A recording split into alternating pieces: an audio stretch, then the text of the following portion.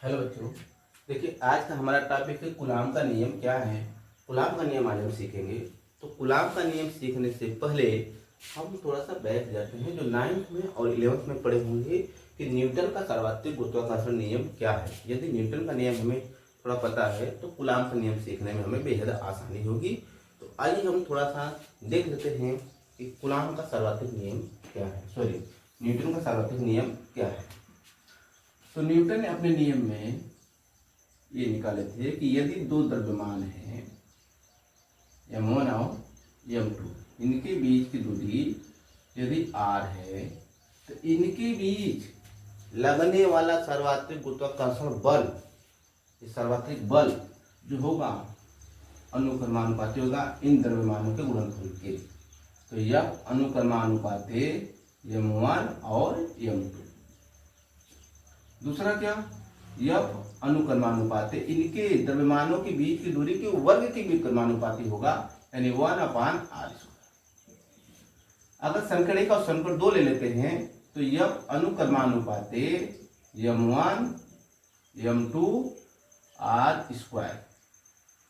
अब हम फिजिक्स में शुरू से पढ़ते आ रहे हैं कि यदि कोई अनुक्रमानुपाती आता है तो इसको जब हटाएंगे तो कोई हमारे नियतांक आएगा। यहाँ पे जो नियतांक आएगा कैपिटल जी आएगा, m1 m2/r²। यह न्यूटन का सर्वात्रिक नियम है, यह न्यूटन का सर्वात्रिक नियम है। ठीक है, यह सर्वात्रिक गुरुत्वाकर्षण बल है जिसमें g की जो वैल्यू होती है 6.67 × 10⁻⁻11 और मात्रक हो जाएगा न्यूटन मीटर स्क्वायर प्रति किलोग्राम स्क्वायर, ये मात्रक हो जाएगा। एक बात मैं बता दूं, तो इसमें जो द्रव्यमान है तो द्रव्यमान के बीच केवल इन्होंने एक कहा था न्यूटन ने, कोई जो द्रव्यमान है तो इनके बीच केवल आकर्षण बल होगा, गुरुत्वाकर्षण बल होगा, केवल आकर्षित करेंगे एक दूसरे को। और जो जी का मान होगा सर्वात्रिक शब्द से समझ में आता है कि यह हर स्थान पे इसकी वैल्यू समान होने वाली है। इस द्रव्यमान को आप चंद्रमा पर लेके चले जाइए, पानी में लेके चले जाइए या अन्य कहीं स्थानों पे लेके चले जाइए, किसी माध्यम में लेके चले जाइए, लेकिन इसकी वैल्यू चेंज होने वाली नहीं है। जी का मान हर स्थान पे 6.67 × 10⁻⁻11 रखा जाएगा। अब इसी के अनुसार थोड़ा सा इसमें देखिए आप रिलेटेड क्या है। तो कूलाम ने अपने नियम में ये कहे थे कि यदि दो आवेश हैं Q1 और Q2, दो आवेश हैं जिनके बीच की दूरी r है, तो इनके अनुसार क्या होगा, द्रव्यमानों का गुणनफल के बीच दोनों द्रव्यमान है उनका गुणनफल जो होगा उनके बीच लगने वाले बल के अनुक्रमानुपाती होगा। यहाँ पे आवेश तो आवेश हो जाएगा, यानी यह अनुक्रमानुपाती Q1 Q2। दूसरा क्या, इनके बीच की दूरी के वर्ग के व्युत्क्रमानुपाती होगा।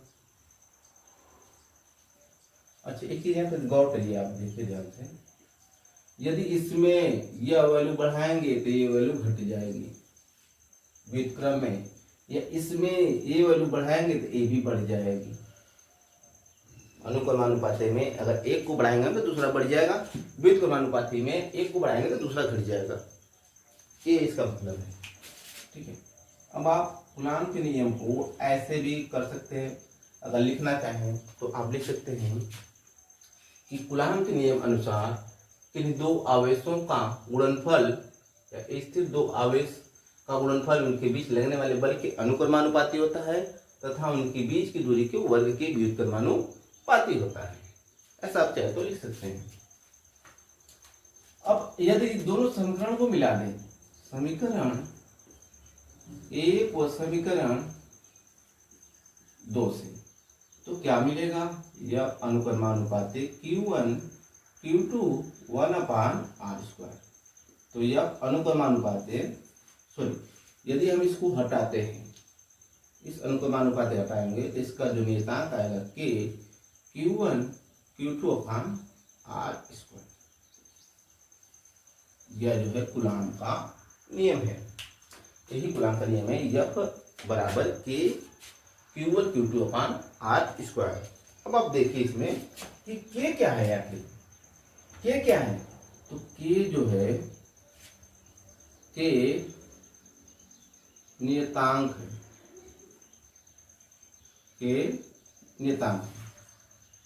अब के का मान जो है निर्भर करता है, यहाँ पे डी की वैल्यू हर स्थान पे सेम होती है, लेकिन यह के जो है हर स्थान पे सेम नहीं होता है।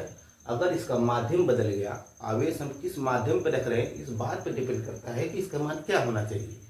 यदि हम माध्यम बदल देंगे, ठीक है, यदि हम माध्यम बदल देंगे तो के का मान बदल जाएगा, के का मान हमारा बदल जाएगा।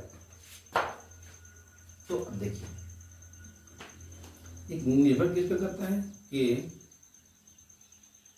निर्भर करता है किस पे, पहला जो है मात्रक या इकाई पे, दूसरा किस पे करता है, मात्रक या इकाई का, ही दूसरा माध्यम। माध्यम कैसा, इस बात पे निर्भर करता है। अच्छा, के की जो मान होता है इसके बराबर भी होता है, के बराबर 1/4 पाई एप्सिलॉन नॉट। अब आप देखें कि एप्सिलॉन क्या उसमें है, तो एप्सिलॉन जो है, एप्सिलॉन निर्वात की वैद्युत शीलता है, निर्वात की वैद्युतशीलता है, और निर्वात की वैद्युतशीलता का मान होता है 8.85 गुणे 10 के पावर -12, ये मान होता है। यदि निर्वात की वैद्युतशीलता का मान यानी एप्सिलॉन का मान मैं इसमें रख दूं तो के का मान निर्वात अथवा में निकल आएगा हमारा। तो के का मान जब निकालेंगे तो मैं क्या कर सकता हूँ, के बराबर 1/4, अब पाई का मान 3.14 और गुणे 8.85 गुणे 10 के पावर -12। तो के बराबर हमारा अगर पूरे को हल करेंगे यदि हम, तो आ जाएगा 9.0 गुणे 10 के पावर 9, ये मान हमारा आ जाएगा। अब आप थोड़ा सा देखिए कि इसका मात्रक क्या होगा, यूनिट से निकाल लेते हैं, मात्रक की बात कर लेते हैं। के का मात्रक, के का मात्रक निकालेंगे तो यहाँ से देखिए आप पंचांतर कर लीजिए, यहाँ से क्या हो जाएगा, एफ आर स्क्वायर बराबर के Q1 Q2, तो के बराबर हो जाएगा एफ आर स्क्वायर बटा Q1 Q2। तो मात्रक निकालेंगे तो के एसआई मात्रक क्या होता है, बल का न्यूटन, ये दूरी है तो क्या हो जाएगा मीटर, कूलाम 2 बार है तो कूलाम का स्क्वायर, यह के का मात्रक आ गया। यानी मैं यहाँ मात्रक लिख सकता हूँ क्या, न्यूटन मीटर स्क्वायर प्रति कूलाम का स्क्वायर। अब यहाँ देखिए एप्सिलॉन का क्या मात्रक लिख सकता हूँ मैं, यहाँ एक दूसरे की विपरीत करोगे तो मात्रक भी उल्टा हो जाएगा, यानी कूलाम ऊपर चला जाएगा, यहाँ पे कूलाम ऊपर चला जाएगा, तो कूलाम का स्क्वायर प्रति न्यूटन मीटर स्क्वायर हो जाएगा, न्यूटन मीटर स्क्वायर। अब देखिए इस के की बीमा भी निकाल लेते हैं, के की बीमा क्या होती है, के की बीमा मात्रक से देखिए, के का मात्रक क्या, न्यूटन मीटर स्क्वायर प्रति कूलाम स्क्वायर। न्यूटन की बीमा क्या, न्यूटन की बीमा क्या, mL/T पे -2, बल की जो बीमा होगी, मीटर है यानी कि L का स्क्वायर,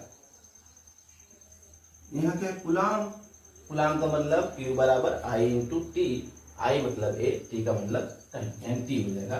यानी हम कह सकते हैं A स्क्वायर स्क्वायर स्क्वायर और T का स्क्वायर, T का स्क्वायर और T का स्क्वायर। यदि आगे बढ़ाएं हम तो क्या लिख सकते हैं, L पे देखिए 2 और 1 3, T -2 है, ए ऊपर जाएगा ये भी माइनस हो जाएगा यानी -4, और ए पे नीचे प्लस है तो ऊपर जाएगा माइनस। ये हमारी के की बीमा आ गई।